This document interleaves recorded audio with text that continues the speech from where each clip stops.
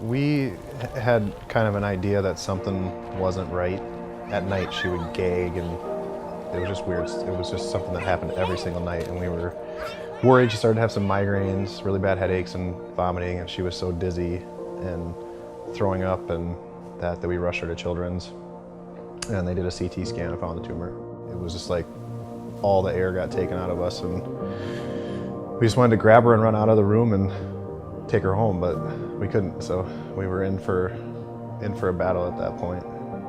We had just opened our own business in April of 2011 and Nevaeh was diagnosed in October, so we had this dream when we started dating that we were going to have our own personal training business, and we finally had done it and opened it, and it was going really well for the first 5 or so months, and then she was diagnosed and it's like, you know, everything changed, so we didn't know, there was no certainty left in our life. It's one of those things when you think about cancer, especially never having it in your family, that's a nightmare. It's like the worst nightmare and you just want to come out of that nightmare. We lost income, immediately. It's like, the last thing you're thinking about is hospital bills, because you're like, all we wanted to do was make sure our child was going to survive, but you know it's going to come.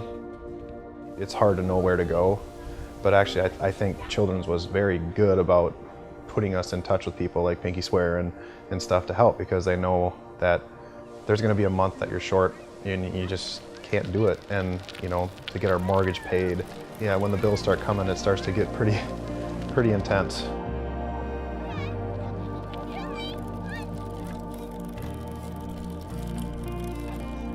The person that's diagnosed is the one obviously physically going through it, but we're all going through it. Her brother had to battle through it too, because he has no clue what's going on. All of a sudden, every other weekend he's getting shipped somewhere else, and during the week he's getting passed around, never seeing his parents or his sister. And every day is like putting on your armor and saying, okay, here we go, let's fight this, we're going to get through, you know.